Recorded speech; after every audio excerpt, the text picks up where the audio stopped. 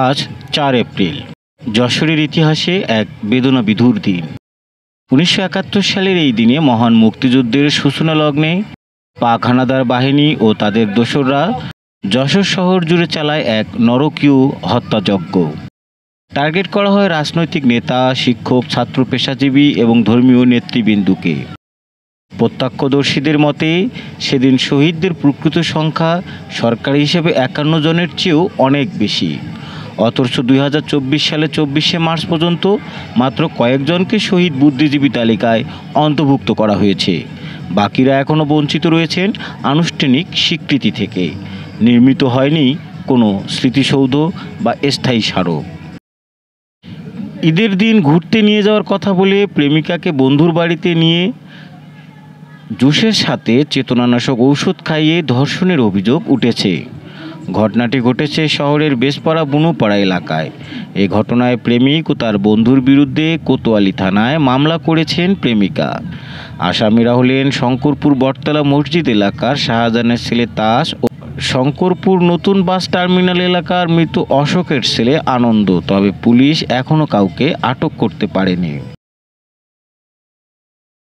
যশোরের মনিরামপুরে 4 বছরের নাতনিকে যৌন নিপীড়নের অভিযোগে বাবর আলী বাবু নামে এক ওয়ার্ড আওয়ামী লীগ সাধারণ সম্পাদককে আটক করেছে পুলিশ। বৃহস্পতিবার রাতে স্থানীয়দের সহায়তায় পুলিশ তাকে আটক করে। পরে শুক্রবার দুপুরে তাকে যশোর আদালতে সোপর্দ করা হয়েছে।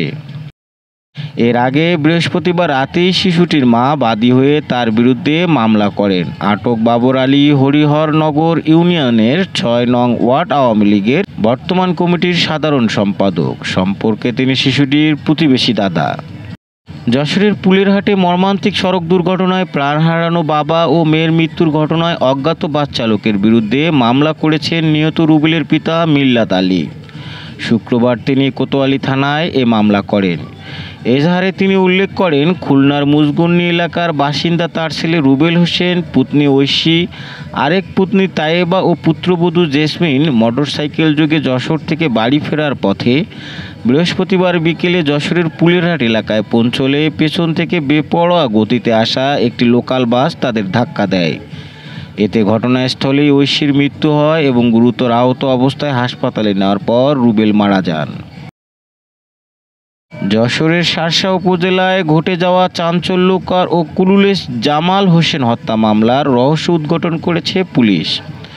পরিকল্পিত এই হত্যাকাণ্ডে জড়িত থাকার অভিযোগে আটক করা হয়েছে 2 আসামিকে। হত্যার মূল পরিকল্পনাকারী জাহিদ হাসানের পর এবার ধরা পড়েছে সহযোগী আমানতুল্লাহ। শুক্রবার দুপুর 12টার দিকে নাভারণ সার্কেলের অতিরিক্ত পুলিশ সুপার নিশাত আল নাহিয়ান এক প্রেস বিজ্ঞপ্তিতে সাংবাদিকদের এ তথ্য জানান। তিনি জানান, নিহত জামাল হোসেন মাদক চোরাচালানের সঙ্গে জড়িত ছিলেন। তিনি সাতক্ষীরার কলারোয়া সীমান্ত থেকে ফেনসিটি লেনে শার্শা ও বেনাপোল থানার বিভিন্ন মাদক কারবারিদের কাছে পৌঁছে দিতেন। এই চক্রে তার সহযোগী হিসাবে কাজ করতেন প্রতিবেশী জাহিদ হাসান। দাওরা হাদিসের বোর্ড পরীক্ষায় সারা দেশের মধ্যে মেধা তালিকায় 29তম স্থান অর্জন করেছে যশোরের অভয়নগরের সন্তান হাফেজ মাওলানা আবদুল্লাহ বিন রেজা। তিনি যশোরের অভয়নগর উপজেলার চালিশিয়া ইউনিয়নের কোট্টা গ্রামের রেজাউল ইসলাম বিশ্বাসের ছেলে। হাফেজ আবদুল্লাহ যশোরের মনিরামপুর উপজেলার বাসনা মাদ্রাসা থেকে 2025 শিক্ষাবর্ষে দাওরা হাদিস পরীক্ষায় অংশগ্রহণ করেছিলেন। গত 3 এপ্রিল কওমি মাদ্রাসা শিক্ষা বোর্ডের ওয়েবসাইটে এ ফলাফল প্রকাশিত হয়। ফলাফল বিশ্লেষণ করে দেখা যায় যশোর জেলার মধ্যে প্রথম স্থান অর্জন করেছেন তিনি। দেশ বিদেশের খবর সবার আগে জানতে ভিজিট করুন raddennews.net।